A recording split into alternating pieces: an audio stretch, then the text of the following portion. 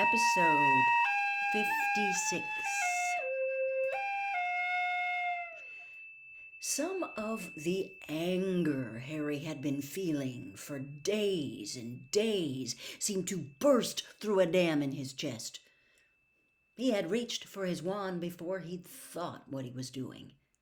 People all around them scrambled out of the way, backing down the corridor. "Harry!" Hermione said warningly.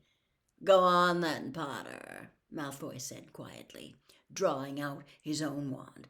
"Moody's not here to look after you now. Do it, if you've got the guts." For a split second, they looked into each other's eyes. Then, at exactly the same time, both acted. "Furnunculus!" Harry yelled. "Dansago!" screamed Malfoy. Jets of light shot from both wands, hit each other in midair, and ricocheted off at angles. Harry's hit Goyle in the face, and Malfoy's hit Hermione. Goyle bellowed and put his hands to his nose, where great ugly boils were springing up. Hermione, whimpering in panic, was clutching her mouth. "Hermione!" Ron had hurried forward to see what was wrong with her. Harry turned and saw Ron dragging Hermione's hand away from her face. It wasn't a pretty sight. Hermione's front teeth, already larger than average, were now growing at an alarming rate. She was looking more and more like a beaver as her teeth elongated past her bottom lip toward her chin. Panic-stricken, she felt them and let out a terrified cry. "And what is all this noise about?" said a soft, deadly voice. Snape had arrived. The Slytherins clamored to give their explanations. Snape pointed a long yellow finger at Malfoy and said, "Explain." "Potter attacked me, sir." "We attacked each other at the same time," Harry shouted. "And he hit Goyle. Look." Snape examined Goyle, whose face now resembled something that would have been at home in a book on poisonous fungi.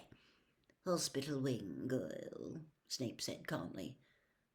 "Malfoy got Hermione," Ron said. "Look." He forced Hermione to show Snape her teeth. She was doing her best to hide them with her hands, though this was difficult, as they had now grown down past her collar. Pansy Parkinson and the other Slytherin girls were doubled up with silent giggles, pointing at Hermione from behind Snape's back. Snape looked coldly at Hermione, then said, "I see no difference." Hermione let out a whimper. Her eyes filled with tears. She turned on her heel and ran all the way up the corridor and out of sight. It was lucky, perhaps, that both Harry and Ron started shouting at Snape at the same time. Lucky their voices echoed so much in the stone corridor, for in the confused din it was impossible for him to hear exactly what they were calling him. He got the gist, however. "Let's see," he said in his silkiest voice. 50 points from Gryffindor, and a detention each for Potter and Weasley. Now get inside, or it'll be a week's worth of detentions." Harry's ears were ringing. The injustice of it made him want to curse Snape into 1,000 slimy pieces. He passed Snape, walked with Ron to the back of the dungeon, and slammed his bag down onto the table. Ron was shaking with anger, too.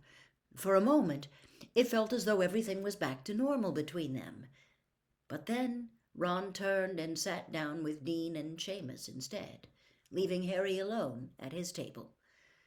On the other side of the dungeon, Malfoy turned his back on Snape and pressed his badge, smirking. "Potter stinks," flashed once more across the room.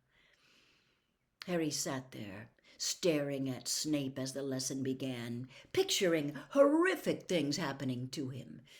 If only he knew how to do the Cruciatus Curse, he'd have Snape flat on his back like that spider, jerking and twitching. "Antidotes," said Snape, looking around at them all, his cold, black eyes glittering unpleasantly. "You should all have prepared your recipes now. I want you to brew them carefully, and then we will be selecting someone on whom to test one." Snape's eyes met Harry's, and Harry knew what was coming. Snape was going to poison him. Harry imagined picking up his cauldron and sprinting to the front of the class, bringing it down on Snape's greasy head. And then a knock on the dungeon door burst in on Harry's thoughts. It was Colin Creevey. He edged into the room, beaming at Harry, and walked up to Snape's desk at the front of the room. "Yes," said Snape curtly. "Please, sir, I'm supposed to take Harry Potter upstairs." Snape stared down his hooked nose at Colin, whose smile faded from his eager face. "Potter has another hour of potions to complete," said Snape coldly. "He will come upstairs when this class is finished." Colin went pink. Sir, Mr. Bagman wants him," he said nervously. "All the champions have got to go. I think they want to take photographs." Harry would have given anything he owned to have stopped Colin saying those last few words. He chanced half a glance at Ron, but Ron was staring determinedly at the ceiling. Very well, Snape snapped. "Potter, leave your things here. I want you back down here later to test your antidote." "Please, sir, he's got to take his things with him," squeaked Colin. "All the champions." "Very well," said Snape. "Potter, take your bag and get out of my sight."